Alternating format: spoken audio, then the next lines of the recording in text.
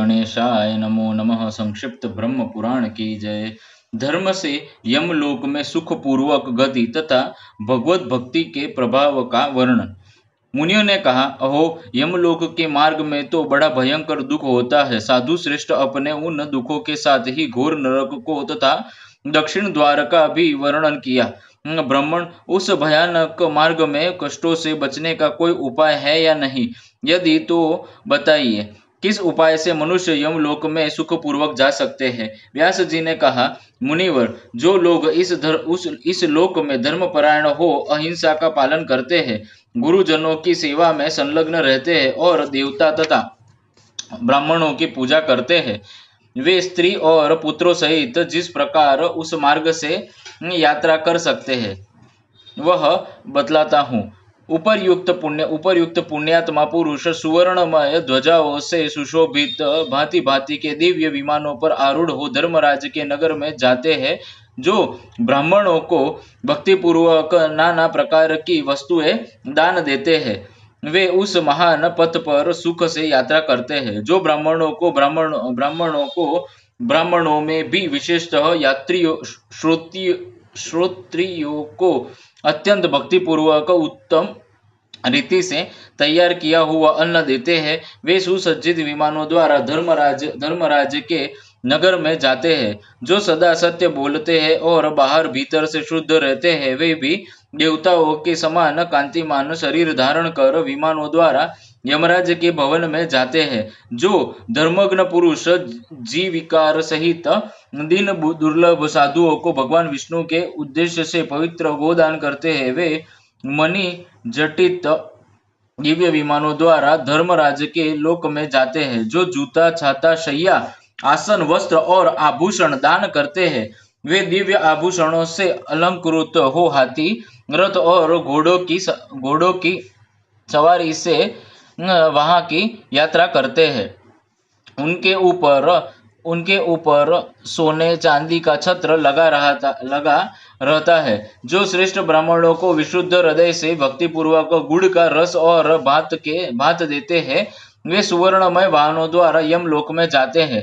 जो ब्राह्मणों को अत्यंत यत्नपूर्वक शुद्ध एवं सुसंस्कृत दूध, दही, घी और गुड़ दान करते हैं, वे चक्रवाक पक्षियों से जुड़े हुए सुवर्णमय विमानों द्वारा यात्रा करते हैं। उस समय गंधर्वगण वाद्यों द्वारा उनकी सेवा करते हैं। जो सुगंधित पुष्प दान करते हैं, वे हंस युक्त विमानों से धर्मराज के नगर को जाते हैं। जो क्षत्रिय ब्राह्मणों को श्रद्धा पूर्वक तिलमयी धेनु अथवा द्रुतमयी धेनु दान करते हैं, वे चंद्रमंडल के समान उज्ज्वल विमानों द्वारा यमराज के भवनों में प्रवेश करते हैं। उस समय गंधर्वगण उनका सुयश गाते रहते हैं। इस लोक में जिनके बनाए हुए कुएं, बावड़ी, तालाब, सरोवर, दीर्घका, पुष्करिणी तथा शीतल जलाशय शोभा पाते हैं, वे दिव्य घंटा नाद से मुखरित सुवर्ण और चंद्रमा के समान कांतिमान विमान द्वारा यात्रा करते हैं। मार्गों में उन्हें सुख देने के लिए दिव्य पंखे डुलाए जाते हैं। जो लोग समस्त प्राणियों के जीवन भूत जल का दान करते हैं, वे पिपासा से रहित हो दिव्य विमानों पर बैठकर सुखपूर्वक उस महान पथ की यात्रा करते हैं। जिन्होंने ब्राह्मणों को लकड़ी की बनी खड़ाऊ सवारी, पीढ़ा और आसन दान किया है, वे उस मार्ग में सुख से जाते हैं। वे विमानों पर बैठकर सोने और मणियों के बने हुए उत्तम पीढ़ों पर पैर रखकर यात्रा करते हैं। जो मनुष्य दूसरों के उपकार के लिए फल और पुष्पों से सुशोभित विचित्र उद्यान लगाते हैं, वे वृक्षों की रमणीय एवं शीतल छाया में सुखपूर्वक यात्रा करते हैं। जो लोग सोना, चांदी, मूंगा तथा मोती दान करते हैं, वे सुवर्ण निर्मित उज्ज्वल विमानों पर बैठकर यमलोक में जाते हैं।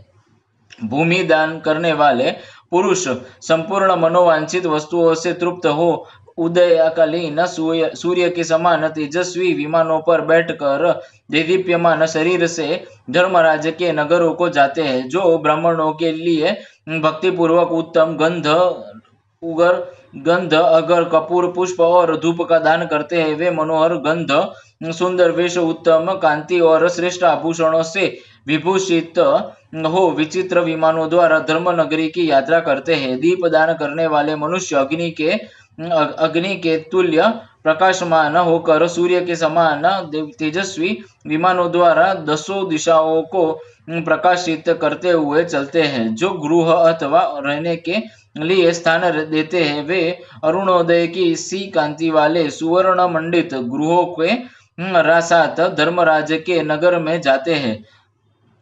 जल पात्र कुंडी और कमंडलू दान करने वाले मानव अप्सराओं से पूजित हो महान गजराजों पर बैठकर यात्रा करते हैं।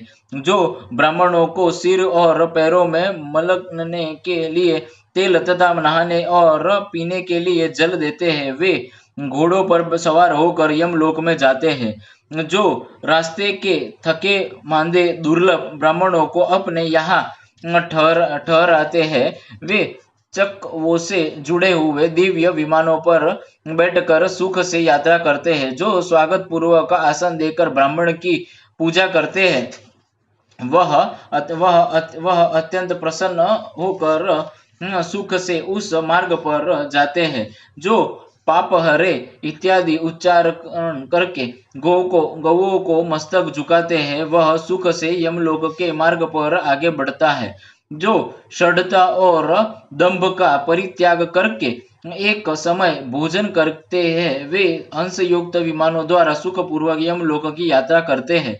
जो जितेंद्रिय पुरुष एक दिन उपवास करके दूसरे दिन एक समय भोजन करते हैं वे मोरे से जुड़े हुए विमानों द्वारा धर्मराज के नगर में जाते हैं। जो नियम पूर्वक व्रत का पालन करते हुए तीसरे दिन एक समय भोजन करते हैं वे हाथियों से जुड़े हुए दिव्य रथों पर आसीन हो यमराज के लोक में जाते हैं। जो नित्य पवित्र रहकर इंद्रियों को वश में रखते हुए छठे दिन आहार ग्रहण करते हैं वे साक्षात सचिपति इंद्र के समान ऐरावत की पीठ पर बैठकर यात्रा करते हैं। जो एक पक्ष तक उपवास करके अन्न ग्रहण करते हैं वे बांधों से जुड़े हुए विमानों द्वारा धर्मराज के नगर में जाते हैं। उस समय देवता और असुर उनकी सेवा में उपस्थित रहते हैं। जो जितेंद्रिय रहकर एक मास तक उपवास करते हैं वे सूर्य के समान देदीप्यमान रथों पर बैठकर यमलोक की यात्रा करते हैं। जो स्त्री अथवा गौ की रक्षा के लिए युद्ध में प्राण त्याग करते हैं वह सूर्य के समान कांतिमान शरीर धारण करके देव कन्याओं द्वारा सेवित हो धर्म नगर की यात्रा करता है। जो भगवान विष्णु में भक्ति रखते हुए जितेंद्रिय भाव से तीर्थ की यात्रा करते हैं वे सुखदायक विमानों से सुशोभित हो इस भयंकर पथ की यात्रा करते हैं। जो श्रेष्ठ द्विज प्रचुर दक्षिणा वाले यज्ञों द्वारा भगवान का यजन करते हैं वे तपाए हुए सुवर्ण सदृश विमानों द्वारा सुख पूर्वक यमलोक में जाते हैं।